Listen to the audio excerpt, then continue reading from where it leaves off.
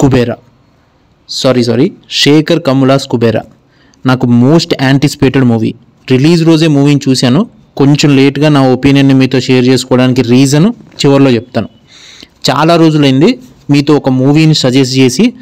ఈ వీడియోలో మనం కుబేరా గురించి మాట్లాడుకుందాం. కుబేరా మూవీ పూర్తిగా సబ్జెక్ట్ ఓరియంటెడ్ మూవీ. అనుకున్న స్టోరీ నుంచి ఒక్క సెకండ్ కూడా పక్కకు జరగదు. టీజర్స్ ట్రైలర్స్ చూస్తుంటేనే స్టోరీని హోల్డ్ చేసినట్టు, ఆ స్టోరీని పట్టుకున్నట్టు మనకు అనిపిస్తుంది. కానీ సినిమాలో మాత్రం స్టార్టింగ్ 15 minutesలోనే స్టోరీని కంప్లీట్ చేసేశారు. అక్కడి నుంచి ఒక్క సెకండ్ కూడా పక్కకు జరగకుండా సినిమాని పూర్తిగా స్టోరీ ఓరియంటెడ్లోనే తీసుకెళ్తూ ఉంటారు. అనుకున్న ప్లాట్లోకి క్యారెక్టర్స్ వస్తూ ఉంటాయి. క్యారెక్టర్స్ని ఇంట్రడ్యూస్ చేయడం కూడా చాలా రిఫ్రెషింగ్గా అనిపిస్తుంది. చాలా ఎంగేజింగ్గా వెళ్తూ ఉంటుంది. కొన్ని స్ట్రాంగ్ డెసిషన్స్, కొన్ని బోల్డ్ చాయిస్లు ఉంటాయి. వీటన్నిటికీ మించి యాక్టర్స్ పర్ఫార్మెన్స్ అయితే పీక్ లెవెల్లో ఉంటుంది. డైరెక్టర్ శేఖర్ కమ్ముల గారు 25 yearsలో ఆయన తీసిన సినిమాలకి ఇది చాలా డిఫరెంట్ సబ్జెక్టు. ఒక ప్లాట్ అనుకొని దాంట్లో క్యారెక్టర్స్ రాసుకొని ఆ క్యారెక్టర్స్ కోసం స్టార్ క్యాస్ట్ని తీసుకురావడం చాలా పెద్ద స్ట్రాంగ్ డెసిషన్. ఈ వీకెండ్ ఫ్యామిలీతో కలిసి చూడాల్సిన సినిమా. ఇంకా నా పాయింట్ ఆఫ్ వ్యూలో సినిమా ఎలా ఉందో మీతో షేర్ చేసుకుంటాను. Hi guys, welcome back to my channel. Kubera మూవీతో ఇది ఒక రీస్టార్ట్ అనుకోండి. ఈ మధ్యకాలంలో తెలుగులో చాలా మూవీస్ వచ్చినాయి కానీ నేను చూడలేకపోయాను. కుబేరా మూవీ ఏ ప్లాట్ మీద అయితే ఉంటుందో అది చాలా బేసిక్ ప్లాట్, అస్సలు ఇంట్రెస్టింగ్ అనిపించదు. శేఖర్ కమ్ముల గారి ఇప్పటి వరకు తీసుకున్న స్టోరీ ఓరియంటెడే సబ్జెక్ట్స్, ఇవన్నిటికీ కొంచెం విరుద్ధమైన సబ్జెక్టే ఇది. సో అవి పూర్తిగా తెలుగు ఆడియన్స్కి మాత్రమే కనెక్ట్ అవుతాయి. ప్రీవియస్ సబ్జెక్ట్స్ అన్నీ వేరే లాంగ్వేజెస్కి డబ్ చేయాలన్నా కూడా లాంగ్వేజ్ ఫ్లేవర్ని ఎగ్జాక్ట్గా మ్యాచ్ చేయడం అయితే చాలా కష్టం. ఎందుకంటే స్టోరీ ఓరియంటెడ్ క్యారెక్టర్స్, ఆ ఫీల్, ఆ లుక్ అదంతా కూడా అంత పర్ఫెక్ట్గా అయితే ఖచ్చితంగా మ్యాచ్ అవ్వదు. సో ఫస్ట్ టైం ఆయన ఒక పాన్ ఇండియన్ సబ్జెక్ట్ని తీసుకున్నారు. ముందు మూవీస్లానే కుబేరా మూవీలో కూడా స్టోరీ కోసమే రెడీ చేసిన క్యారెక్టర్సే వస్తూ ఉంటాయి. మేకప్లు, రియల్ లొకేషన్స్ అన్నీ చాలా బాగుంటాయి. కానీ ఇక్కడ నాకు కొంచెం మిస్ అయిన విషయం ఏంటంటే సబ్జెక్ట్ కోసం కొన్ని సీన్స్ని అనవసరంగా ఇరికించారేమో అని అనిపించింది.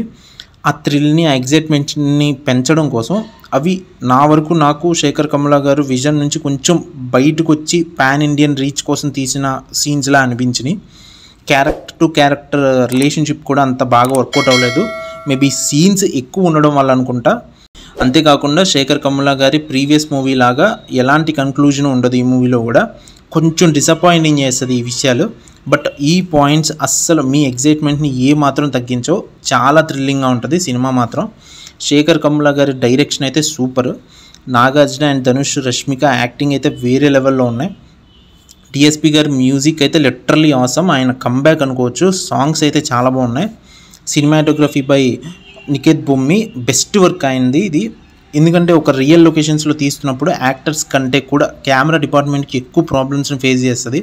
ఆ లుక్ని, ప్రీవియస్లో షార్ట్స్ని ఎగ్జాక్ట్గా మ్యాచ్ చేయాలి. ఇది చాలా కష్టంతో కూడుకున్న వర్క్. సో నికేత్ బొమ్మి గారు ఆసమ్ జాబ్ అండి. మొదట్లో చెప్పినట్టే మొదటి రోజే ఈ మూవీని చూసినా కూడా ఇప్పటి వరకు నా రివ్యూని మీతో షేర్ చేసుకోకపోవడానికి రీజన్ ఏంటంటే కమ్ముల గారి మూవీస్, శేఖర్ కమ్ముల గారి మూవీస్ ఒక్కసారి చూస్తే అర్థమయ్యే మూవీస్ ఆ క్యారెక్టర్స్ కాదండి. 2-3 సార్లు చూడాలి. సో మొదట్లో చెప్పినట్టు కొన్ని స్ట్రాంగ్ డెసిషన్స్ ఉంటాయి సినిమాలో. అప్పుడే పుట్టిన పిల్లోడితో విలన్కి భిక్షం వేసే సీన్ లిటరల్లీ గూస్ బంప్స్ ఇస్తుంది. ఈ మూవీ ప్రీ రిలీజ్ ఈవెంట్లో రాజమౌళి గారు ఒక మాట చెప్పారు.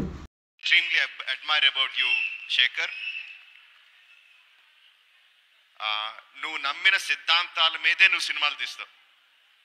నేను నమ్మిన సిద్ధాంతాలకి, నేను చేసే సినిమాలకి సంబంధం ఉండదు. We are completely polar opposite. But I have extreme respect towards you because you make and you lead your life on your principles. I really respect you for that. ఎటువంటి సిద్ధాంతాలను అయితే ఫాలో అవుతారో అట్లానే సినిమాలు తీసి హిట్లు, సక్సెస్లు కొడుతూ ఉంటారు. సో దట్స్ ఆసమ్ అండి. We love you sir, we love you Shekhar sir. Great inspiration మీరు. So that's all for today. Thank you, by.